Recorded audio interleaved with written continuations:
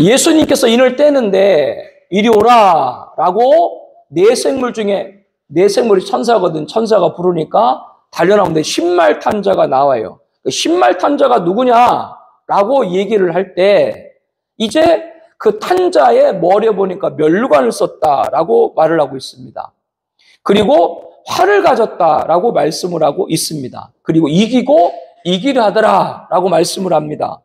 먼저 이 흰말탄자의 정체를 바르게 알 수 있는 것은 머리에 면류관이다. 그 면류관을 헬라어에 보게 되면 스테파논입니다.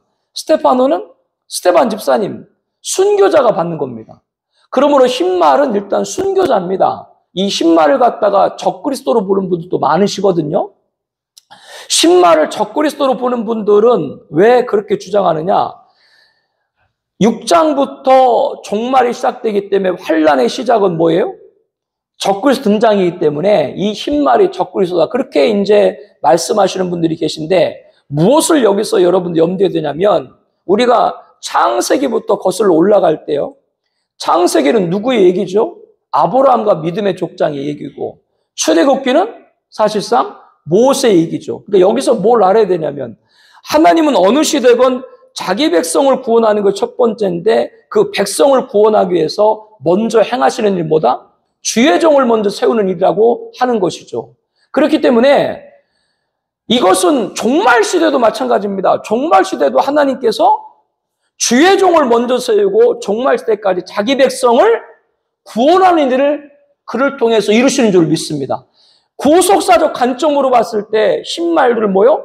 종말의 사명자로 보는 게 맞다 그 말이에요. 면류관이에요. 면류관은 이것은 순교자가 받는 것이지 이거는 적그리스도가 받는 것이 아닙니다. 성경에 보게 되면 적그리스도도 계시록에 보게 되면 왕관을 썼거든요. 마귀도 왕관을 썼다라고 얘기를 하고 있습니다. 12장에 보게 되면 마귀도 왕관을 썼고 적그리스도도 왕관을 썼어요. 예수님도 왕관을 썼어요. 지금 제가 말씀드린 예수님의 왕관이나 적그리스도의 왕관이나 마귀의 왕관이나 헬라 원문은 똑같습니다.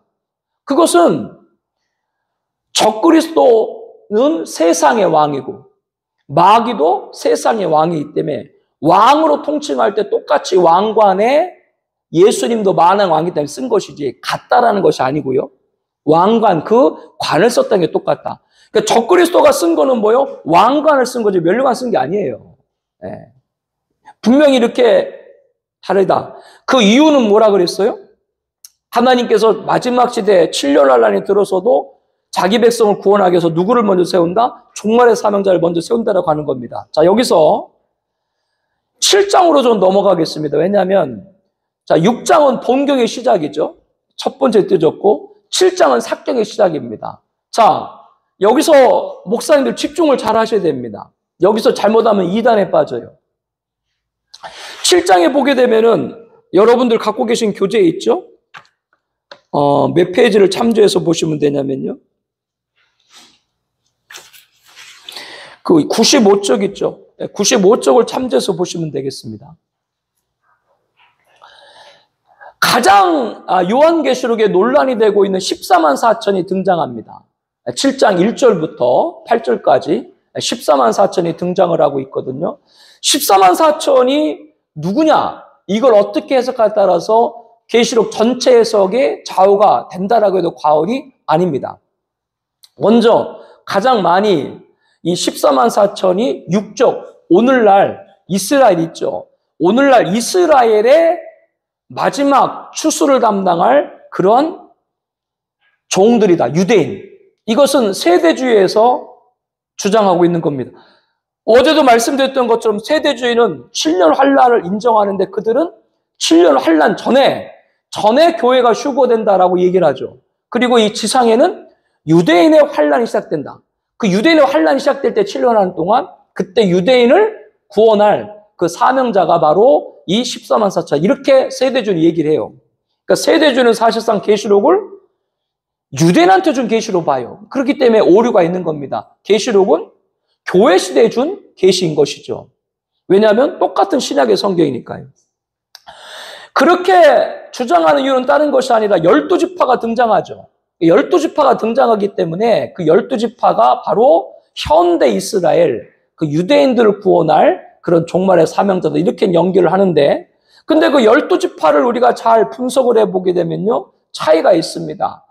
12지파의 민족이 되는 야곱, 그 조상이죠. 민족적 조상. 그러니까 이스라엘은 혈통적 조상은 아브라함이지만 민족적 조상은 야곱입니다. 12아들, 12지파의 시작이기 때문에. 거기 루벤부터 12아들 다 아시죠? 저 못 외워요. 목사님들 다 외우시나요? 루벤, 시몬, 레이, 유다 뭐 이렇게 쭉쭉쭉 시작을 했어요. 그런데 이게 나중에 창세기에 보게 되면요, 하나님이 요셉한테 복을 줘가지고 요셉의 두 아들 므낫세, 에브라임 있지 않습니까? 그래서 요셉은 두 지파 베가의 복을 받죠. 쉽게 말하면 이 에브라임과 므낫세가 조카인데 조카들이 자기 삼촌과 학렬이 같이 올라가 버리게 되는 거죠. 하나님이 그렇게 이끌어 주신 것이죠. 그래서 에브라임과 므낫세는 그 후로부터 요셉의 아들이 아니라 누구 아들이 돼요? 야곱의 아들이 돼버리는 것이죠. 복을 준 거죠. 그리고 첫째 아들은 사실 요셉의 첫째 아들은 므낫세인데 그것 또한 하나님께서 원치 않으시고 에브라임을 차자를 장자로 삼고 12지파 가운데도 첫 번째로 삼으셨죠. 그리고 레이는 빠졌죠. 레이는 빠진 것이 다른 것이 아니라 가나안 정복할 때도 레이 지파에는 기업을 주지 않았는데 그 이유는 성전, 이 성막을 봉사하는 그런 지파로 성별을 했던 것이죠. 그래서 이렇게 첫 번째 야곱이 낳은 12아들, 12지파 조상이 있고 변형된 요셉이 에브라임과 므낫세 두 지파로 변형된 그러한 12지파가 있다라고 하는 겁니다. 그러면 요한계시록에 등장한 이 12지파를 보게 되면 이것도 저것도 아무것도 아닙니다. 요셉이 등장해요. 요셉이 등장하면 누가 없어야 돼요? 에브라임과 므낫세가 없어야 되는데 므낫세가 있어요. 그리고 다는 또 없어요. 레이는 또 있고 에브라임은 또 없고. 그러니까 원래 야곱의 12아들로 봐도 다르고 나중에 변형된 12아들로 봐도 다르고. 그러면 사도 요한이 12아들을 몰라가지고 썼다? 그러면 성경에 여러 큰 손상이 가게 되죠. 이 12아들이 원래 원형으로 봐도 다르고 변형으로 봐도 다르다고 하는 것은 우리들에게 상징적인 걸 알려주고 있다고 하는 것이고요. 그리고 이 부분에 관해서 방금 말씀드린 육적 이스라엘을 구원할 종말시대 유대인의 그런 종말의 사명자다. 그렇기 때문에 12지파가 오늘날 이스라엘을 구원할 그런 12지파, 이거는 맞는 말이 아니다. 그리고 여러분들이 꼭 명심할 때 계시록은 교회 시대에 준 계시이기 때문에, 계시록 교회 시대에 주신 계시이기 때문에 이방인 우리한테 준 것이 이걸 자꾸 유대인한테 넘기면 안 된다. 이걸 자꾸 조심을 해야 돼요.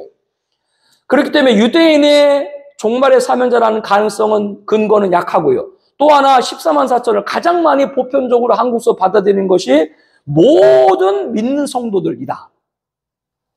가장 많은 분들이 해석을 합니다. 제일 무난해요. 그렇게 해석하면 제일 무난합니다.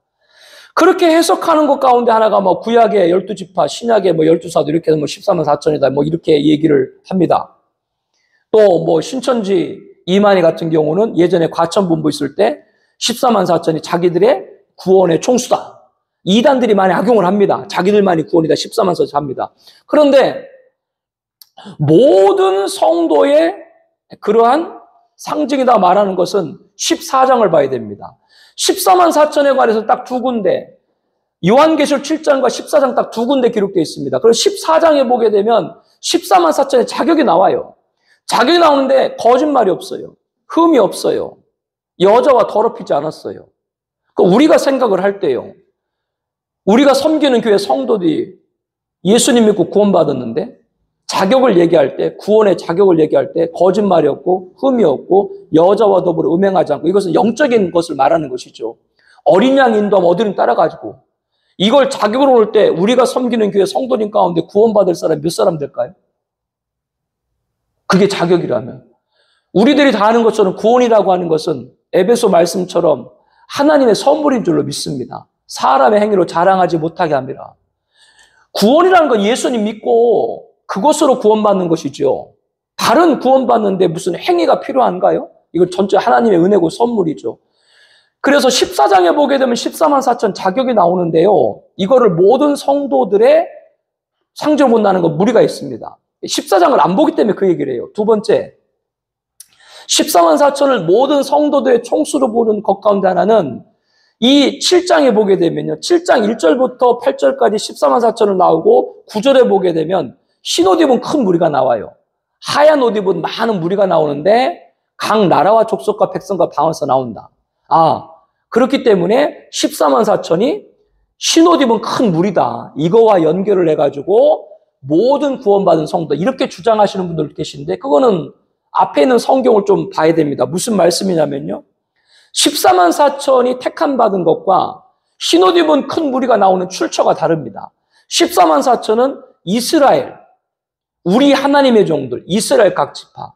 자, 이스라엘이라고 했을 때 이 이스라엘을 신약적인 관점 봤을 때 이스라엘이 누군가라고 했을 때 갈라디아서 보니까 이방인, 저와 여러분 같은 이방인을 갈라디아서 뭐라고 표현하고 있어요? 하나님의 이스라엘. 그러니까 신약시대의 이스라엘 누구예요? 그러니까 예수님 믿으면 우리가 영적인 아브라함의 후손이고 우리가 이스라엘이죠. 그러니까 우리 하나님의 종들. 이거를 신약적 관점에 해석했을 때 우리 하나님의 종들, 이스라엘 각 지파 인침받았다라고 하는 부분들은 바로 교회 안에서 택함 받은 종들로 보는 게 맞다. 그렇기 때문에 14만 4천은 우리 하나님의 종들, 이스라엘 교회 가운데 택함 받은 것이고 흰 옷 입은 큰 무리 뭐요? 각 나라 족속과 백성과 방언 전 세계에서 나왔다. 출처가 달라요. 이건 어떠한 관계냐? 다른 것이 아니라 14만 4천은 종말의 사명자들이고요. 그 종말의 사명자들에 의해 가지고 진리를 지킨 촛대교회 그 성도들이 뭐요?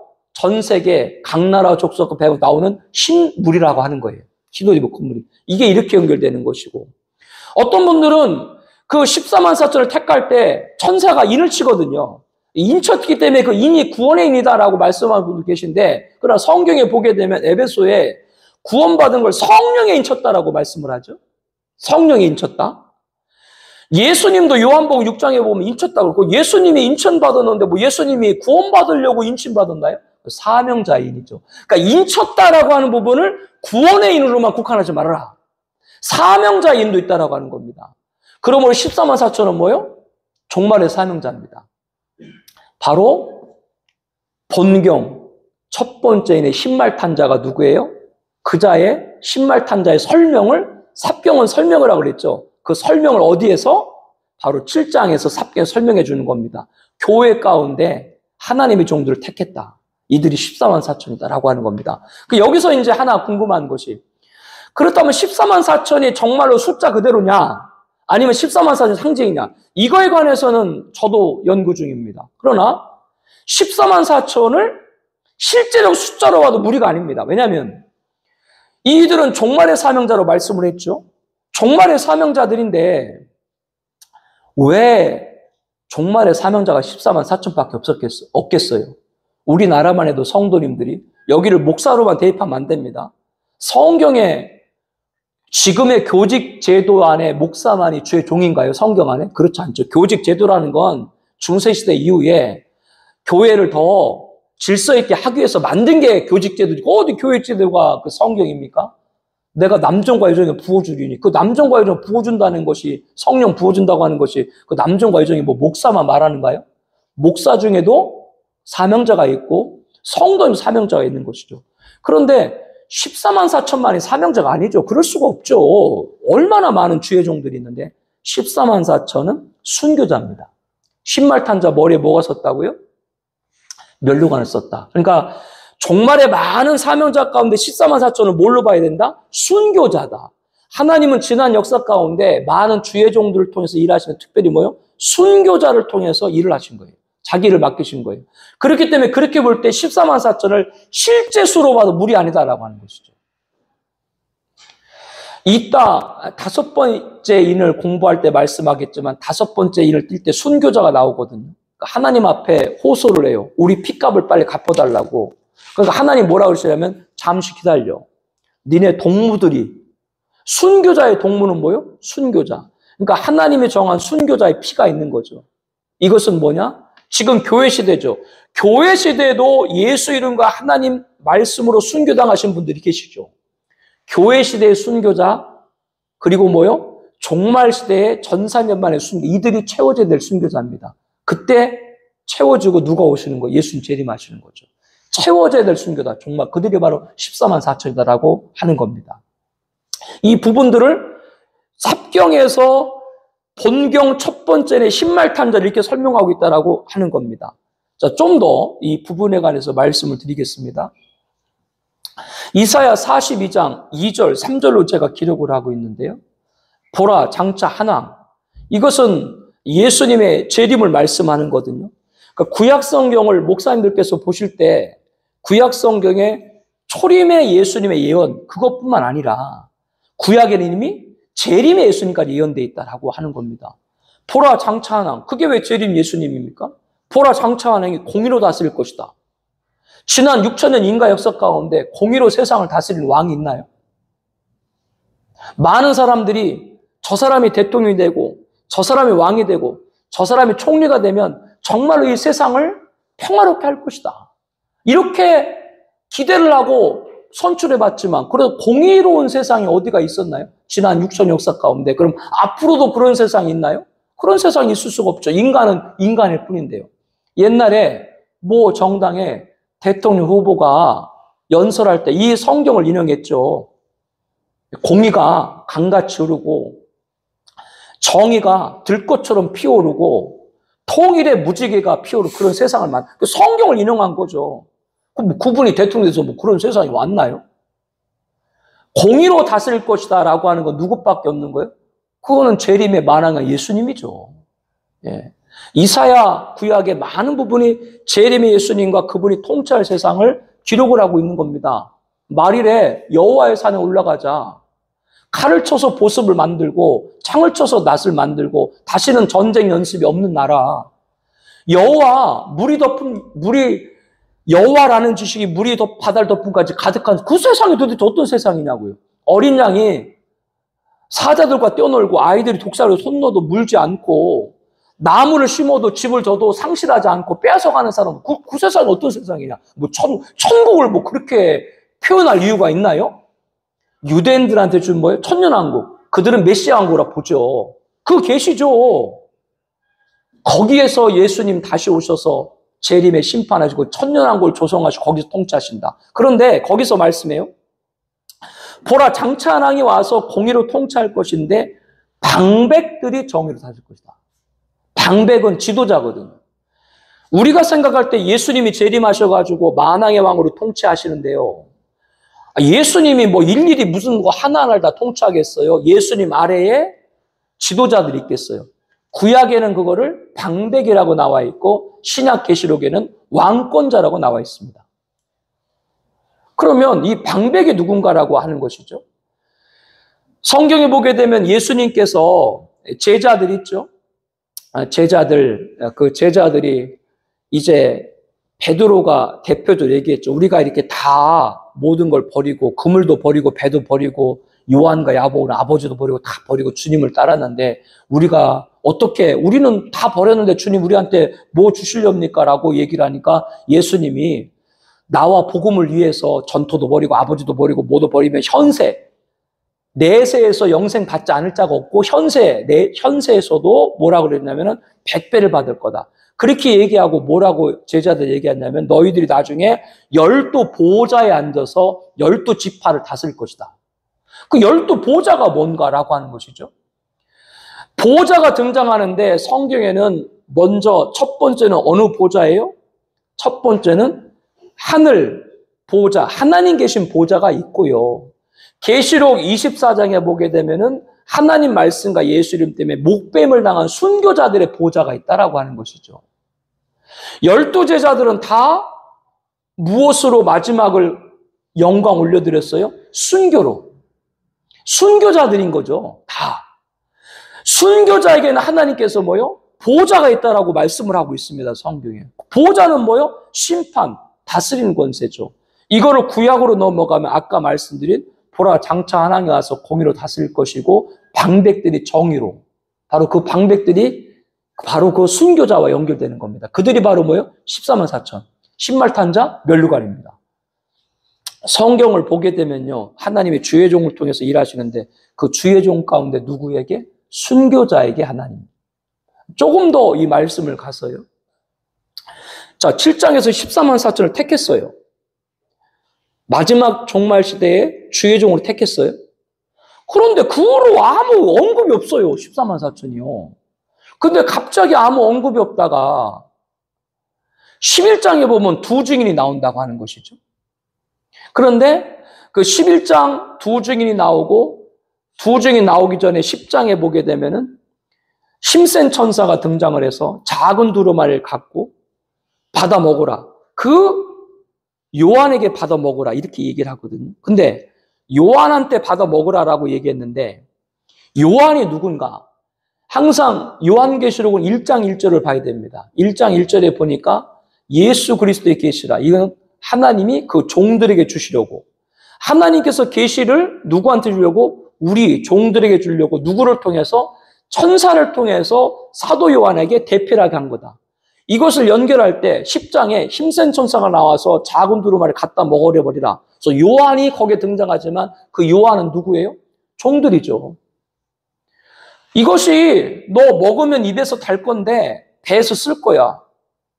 그러니까 사도 요한이 간청을 해요. 달라. 진짜 그걸 받아 먹으니까 입에선 달고 배에선 써요. 그리고 그거를 받아 먹고 나서 뭐라 그러냐면 각 족속과 백성과 방과 나라에 가서 다시 예언하리 하리라. 이 사명을 받아요. 이것은 다른 것이 아니라 작은 두루마리는 요한계시록이거든요. 왜냐하면 다시 예언하리라. 1장 3절에 이 예언의 말씀을 읽는 자와 듣는 자와 지키는 자 복이 있다라는 이 예언의 말씀을 연결할 때 작은 두루마리를 받아먹고 다시 예언하라 했으니까 그 작은 두루마리 뭐예요? 계시록과 연결되는 것이죠. 자, 이제 무장을 했어요.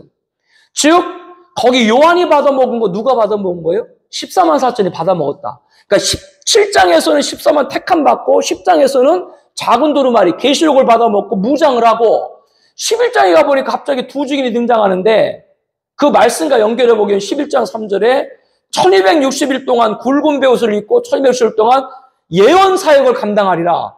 바로 그 예언과 연결되는 것이죠. 그러면 이 두 증인이 바로 누구예요? 14만 4천입니다. 왜냐하면 14만 4천은 이렇게 여러분 보시면 돼요. 주일날 예배 드리는데 성도님들이 각처에서 다 오시잖아요. 예배 드리고 나서 집으로 돌아가시잖아요. 예배 드리러 교회에 와도 성도님이고 다시 집으로 가도 성도님이시죠. 그와 같이 14만 4천은 택했을 때 전체 무리를 14만 4천이고 그들이 각 나라와 족속과 방에서 흩어질 때 두 증인은 수학적 둘이 아니고 법률적 둘이다. 증인이에요. 말 그대로 증인. 성경에 보게 되면요. 증인입니다. 구약의 이사야에 보니까 여호와의 증인. 지금 여호와의 증인이죠. 왕국이관. 그 사람들은 구약을 갖고 있는 거예요. 구약에는 여호와의 증인. 신약에는 성령이 내게 임하면 온 유대와 사마리아 땅끝 내 증인들이라. 신약은 예수 증인. 종말 시대는 두 증인입니다. 물론 모두가 예수 증인이죠. 증인 사회와 연결할 때. 종말의 1260일 기간 동안에 14만 4천이 택함 받고 10장에서 작은 두루마리 이 계시를 받아먹고 각 나라 족속과 방과 백성에서 다시 예언하리라 사명을 받고 11장 두 증인으로 전세계 흩어져 가지고 종말의 예언사역을 감당한다라고 하는 것이죠. 그때 이 두 증인에 의해 가지고 예언사역을 받고 진리를 지키는 촛대교회가 바로 누구예요? 7장 9절에 나와 있는 각 나라와 백성과 족속에서 나오는 신호대문 큰물이다 라고 하는 겁니다. 이걸 이렇게 연결했나? 14만 4천과 두 증인 하나로 연결하지 못하면 그분은 계시록 계속 헤맵니다. 그리고 말해도 이거는 맞는 것 같은데 뒤에는 안 맞고 이렇게 됩니다. 이 부분은 목사님들 잘 연구를 부탁드리고요. 그리고 나서 14만 4천이요. 1260일 동안 전사년반이죠. 그때 예언사를 감당할 때 누구도 손을 못 대요. 누구도 손을 못 댑니다.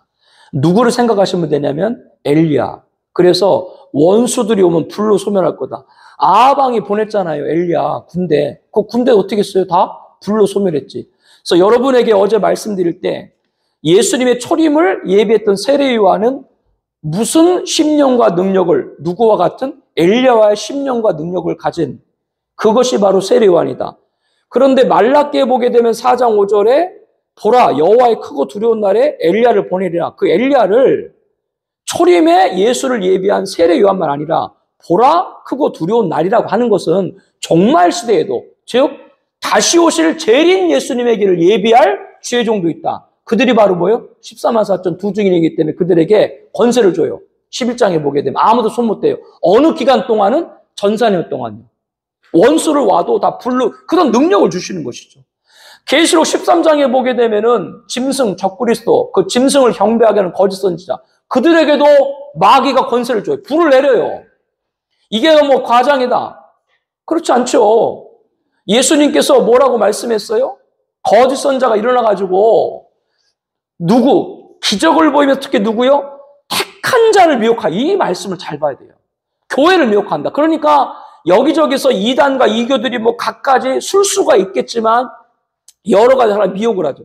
마지막 때 용으로부터 권세를 받은 짐승 적그리스도 권세를 받은 거짓 선자도 불을 내리는 권능을 기적을 행하고, 하나님이 종말의 3인자에서는 14만 선 두 증인도 불을 내리는 권능을 행하는 거예요. 마지막 때 종말이에요. 뭐 그런 일이 없을 것이다.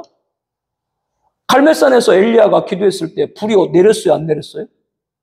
다 그 제단을 훑어가지고 물 갖다 붓는데, 물을 갖다 나무에 붓는데도 부은 걸 뭐예요? 다 태워버리고 물 도랑까지도 훑고, 그럼 그 기적이 마지막에 없을 것이다. 꼭 어떻게 그렇게 성경에 나와 있는데요? 왜 구약과 나와 있는 건 전부 실제로 보는데 종말에 있을 사역은 상징으로 올까? 이거 한국교 목사님들은 각성해야 됩니다. 그렇게 나와요. 왜냐? 전사년 동안은 누구도 해야지 못해야 진리를 증거하고 교회라고는 배교치 않게 하는 그 사역을 감당해 누구도 손 못 대. 그러나 딱 전사년이 끝나고 짐승에 의해서 죽임을 당한 적그리스도에게, 그 세력에게 기뻐해요. 사람들이 막 기뻐해. 왜? 눈에 가시였거든.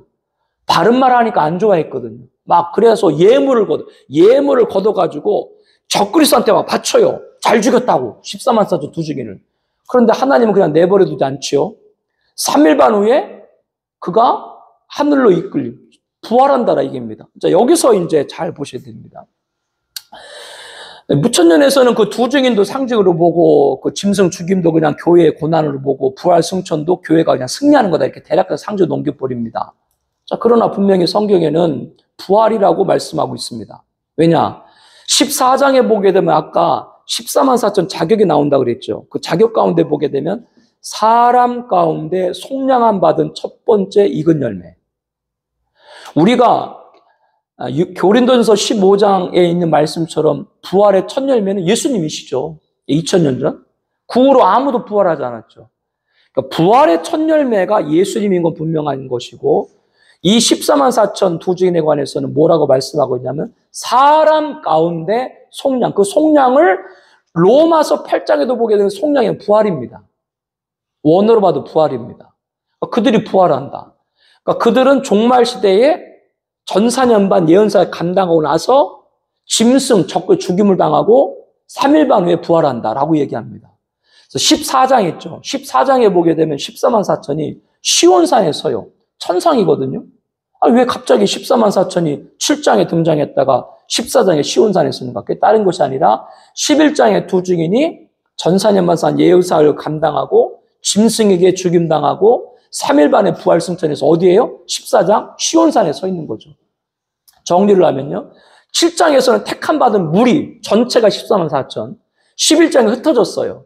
그리고 이들이 죽임당하고 천상에 뭐요? 다 같이 올라가기 때문에 14만 4천이 거기에 있는 겁니다. 그래서 이들을 가리켜서 요한계시록 2장 20장에는 첫째 부활자라고 나옵니다. 자, 여기서 이제 첫째 부활에 관해서 이제 논란이 되는데요. 무천년에서는 계시록 20장에 나와 있는 첫째 부활을 중생으로 봅니다. 중생이다. 도대체 왜 언어죠? 어제산 다시 살아났다. 아니 왜 이거를 첫째 부활을 중생으로 봅니까? 무천년주의 여러 신학자들 다 그렇게 나와요. 물어보면 뭐라고 대답하는 줄 아세요? 핸델슨이 그랬대. 아니 성경에 부활로 나와 있는 첫째 부활로 나와 있는데 역사적 전천연에서는요. 역사 전천연에서는 예수님이 재림하면 모든 성도가 부활한다. 그리고 천년하고 끝나고 불신자가 부활한다. 이게 역사천천 얘기하는 것이고요. 무천년에서는 이렇게 계속 교회 시대가 되다가 예수님 재림하면 그 재림 때 그냥 모든 성도가 부활한다. 악인도 부활한다. 악인도 부활을 하죠. 요한복음 말씀에 의인은 생명의 부활로, 악인은 심판의 부활로. 즉 악인은 심판받게 부활하는 거예요. 지금 예수 안 믿는 사람들은 죽으면 땅은 육체가 땅으로 가고 영혼은 음부에 떨어져서 고통받죠. 근데 마지막 때 되면 이 육체도 부활해서 영혼과 함께 지옥에 떨어지죠. 그렇기 때문에 둘째 사망입니다. 예, 악인들은 그렇게 합니다. 의인들은 당연히 생명의 부활을 입는 것이고요. 그 차이입니다. 무천년주의는 예수님 재림하면 다 그때 그냥 부활하고 끝난다라고 얘기하는 것이고요. 역사천천년은 예수님 재림할 때는 성도만 부활하고 천년하고 끝나고 불신자가 부활한다. 이렇게 얘기를 하는 것이고요. 여기서 이제 여기서 오해하지 마세요. 부활이 다르다는 것이 아니라 부활에 차이가 있다. 첫째는 예수님이시고 고린도 전서 15장에 말합니다. 부활의 순서. 첫 번째는 예수님이시고 두 번째는 뭐요? 그에게 속한 자 바로 순교자들. 전사년반. 그리고 성도들은 다른 것이 아니라 천년하고 끝나고 그 끝나고 나서 신보자 심판 그때 성도들은 생명의 부활로 그리고 악인들은 심판의 부활로 그때 임하는 겁니다. 그 전에 부활은 누구예요? 순교자만 첫째 부활하는 거예요. 그러면 왜 이 두 증인 14만 4천 이들만 전사님한테 먼저 부활하는가? 그리고 시온산에 섰는가? 그 이유가 있습니다. 그건 다른 것이 아니라 계시록 19장에 보게 되면 예수님이 백마 타고 내려오시는데요. 재림하시는데 19장에 있는 말씀 11절 말씀을 무천년도 전부 다 이것을 다 재림으로 봅니다. 19장을 재림으로 안 보는 분도 없습니다. 안 보는 분 없어요. 근데 19장 11절에 예수님의 백마 탄 건 재림으로 보고 20장에 천년은 초림으로 봐요. 이게 무천년이에요. 왔다 갔다 해요. 거기서 연결되는 계신데 왜 그거를 갖다가 초림으로 보는데요. 천년왕국은. 어쨌거나 11장에 보게 되면 19장 11절 예수님 재림하는데 예수님 재림할 때 예수님 혼자 오시는 것이 아니라 백마 탄 하늘 군대가 와요. 같은 군대가 온다라고 말씀합니다. 그 하늘 군대가 누군가? 여러분, 예수님이 재림은 악인들을 심판하러 오시는데 그 예수님이 재림해서 악인들을 심판할 때 예수님이 한 사람 한 사람 심판하겠어요? 아니면 예수님이 만왕의 왕으로 내려오시고 그 시야에 있는 하늘 군대가 심판하겠어요? 바로 그들이 누구예요? 순교자입니다. 하늘 군대를 많은 분들은 천사로 해석을 해요. 예수님이 재림할 때 천사를 같이 와서 천사가 심판할 거다. 그러면 여러분한테 제가 여쭤볼게요. 마지막에 예수님 재림해서 하늘 군대들이 심판하는데 그 심판을 맡길 때 심판을 천사한테 맡길 것인가 아니면 악인들한테 죽임당한 순교자에게 맡길 것인가? 목사님들이 답을 해보십시오. 그들이 바로 14만 4천입니다. 그렇기 때문에 그들이 전사년반 종말시대에 먼저 부활하는 것이죠.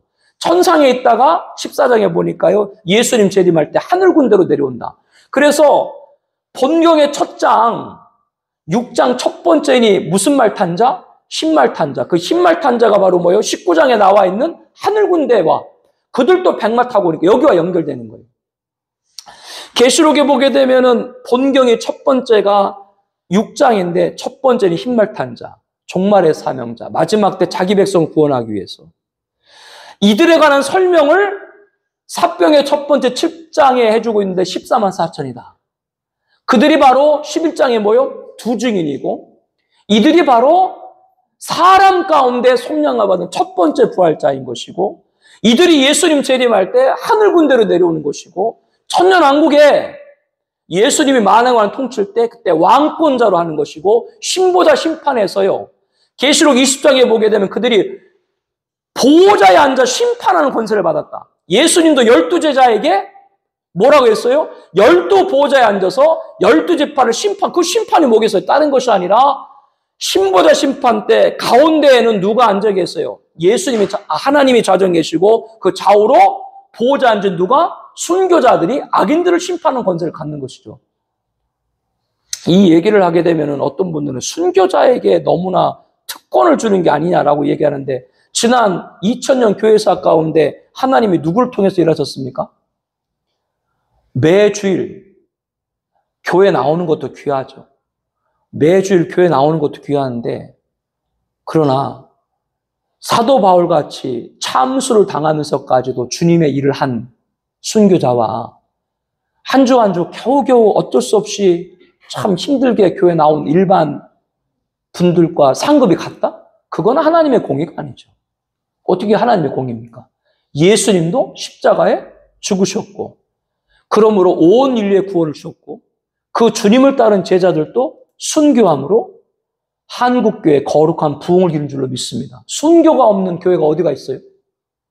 그래서 어제 말씀드렸던 것처럼 WCC, WEA, 로잔, 아무리 자기들이 평화를 외쳐도 그 평화는 뭐요? 순교를 망각하게 한다. 왜요? 아니, 모든 종교의 구원이 있고 다른 데 다 가도 구원받는데 예수님만 구원자입니다라고 외치다가 순교할 이유가 어디냐고요? 이게 막입니다. 죄송합니다. WC 막입니다. WEA 막입니다. 로잔? 죄송합니다만 막입니다. 순교란 말 하나하나 거기 있나요?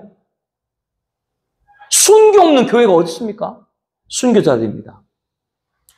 목사님들이 이거에 관해서 처음 듣는 분도 계시고 여러 번 듣는 분도 계신데, 지난 6000년 역사 그리고 2000년 교회사 가운데 하나님이 누구를 통해서 일했는가 보면 압니다. 성경에 예수님께서 베드로에게 말을 하잖아요.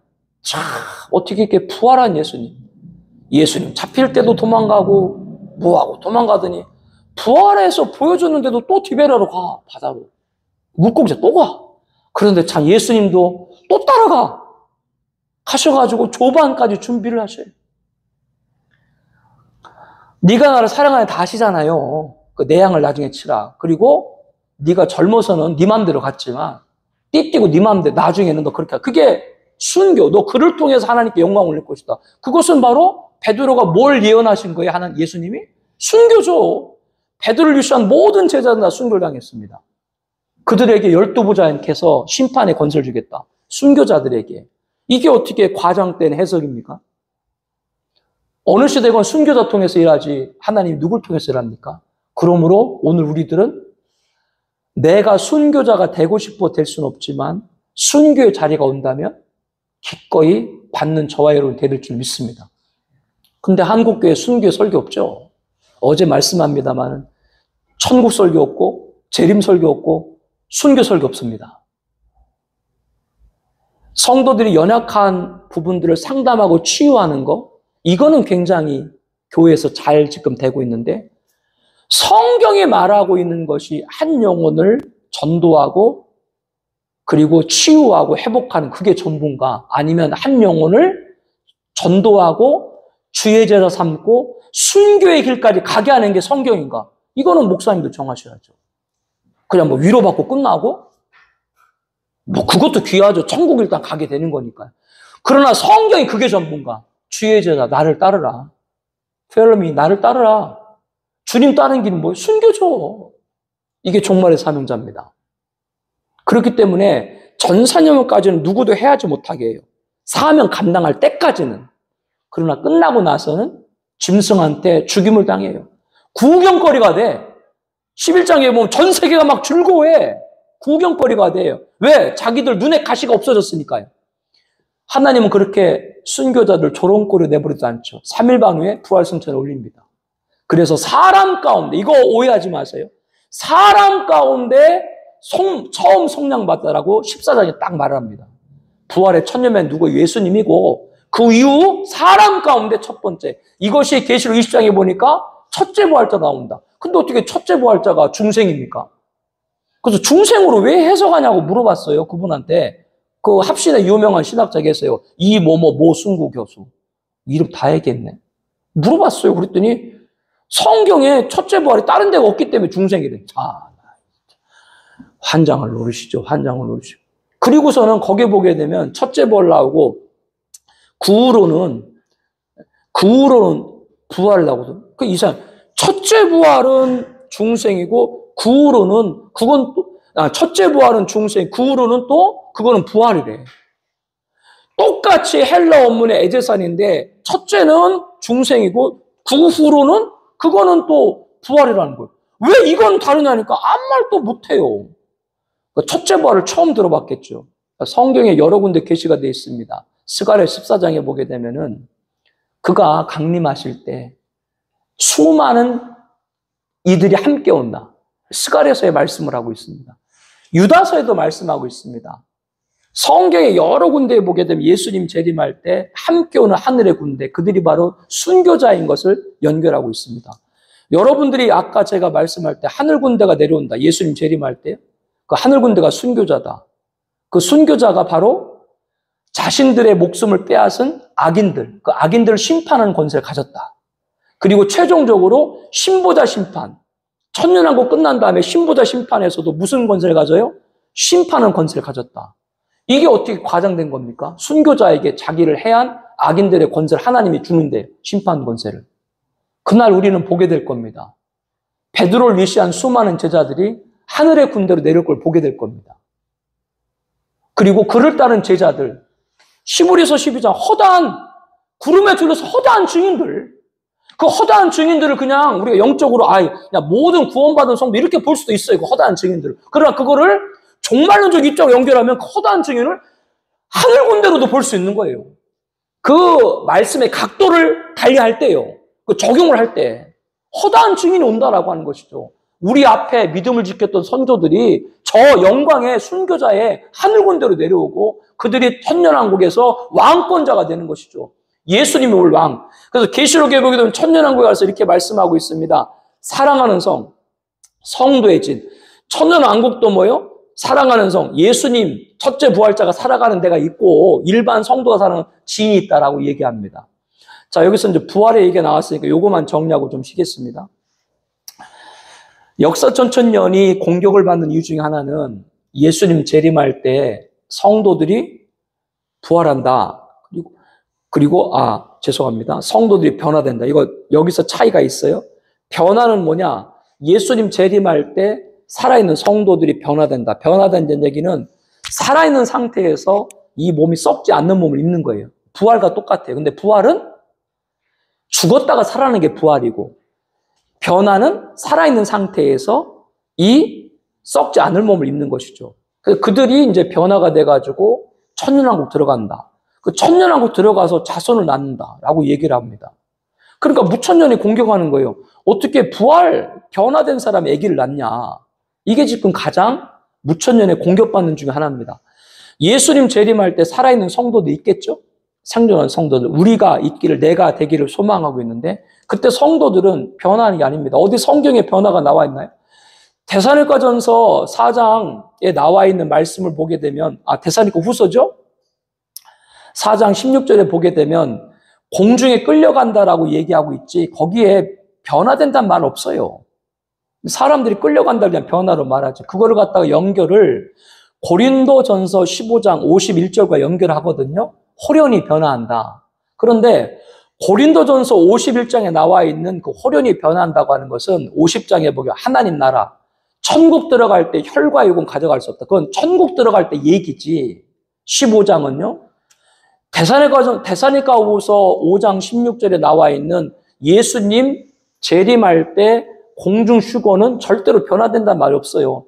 천년왕국 끝나고 천국 갈 때 일을 갖다가 앞에 재림할 때 그냥 거기다 연결을 해버린 거죠. 어디 거기에 변화된단 말이 있습니까? 살아있는 상태 그대로 끌어올리는 것이죠. 여기서 이제 또 질문을 해요. 어떻게 우리 그대로 끌어올려가느냐 이렇게 말하시는 분들이 있습니다. 성경에는 절대 한 군데만 용례가 나와 있지 않습니다. 사도행전을 보게 되면 빌립 집사님 있죠. 스데반 집사님과 함께 빌립 집사님이 계신데 사마리아 성에서 복음을 전하시잖아요. 그러다가 이제 성령께서 너 절로 가. 글로 가봐. 근데 거기서 이제 에디오피아 내시를 만나잖아요. 수레에서 이제 그 성경을 읽는데 이사야서 말씀이죠. 그거를 보는데 뭔 말인지 이제 모르니까 이 빌립 집사님이 성령을 통해서 가가지고 그 말씀을 풀어주잖아요. 그분이 바로 예수님이다. 잠잠한 양 같은 그분이 예수님이다. 그러니까 거기서 이제 에디오피아 내시가 세례를 받기를 요청하니까 거기서 빌립 집사님이 세례를 베풀잖아요. 그런데 거기 세례를 베풀고 나니까 갑자기 빌립 집사님 없어지죠. 갑자기 없어져가지고 아사도에서 가사도로 그냥 공중 이동을 해버렸어요. 성경에 그런 얘기가 왜 있을까요? 하루파죠. 이끌림. 공중 쉬고 한 예를 걷다가 보여주는 겁니다. 이동을 해가는데 거기 무슨 빌리치산이 몸이 변화가 됐나요? 그러니까 이 성령이 이끄셨지. 예수님 재림할 때도 마찬가지입니다. 근데 이끌림 받는 겁니다. 이 생존한 성도들이. 그럼 공중에 가면 어떻게 숨을 쉽니까? 뭐 합니까? 지금도 지구 밖에 있는 사람들이 있어요? 없어요? 지금도요? 지구 밖에 사람이 있어요? 없어요? 아니, 매일 새벽에 보게 되면 금성 비슷하게 그 별이 비치는데 금성이 아니고 우주선이잖아요. 우주정거장이요. 거기 사람들 있잖아요. 그럼 어떻게 그거는 하나님도 모르고 능력도 모르고 그런 말 하는 것이죠.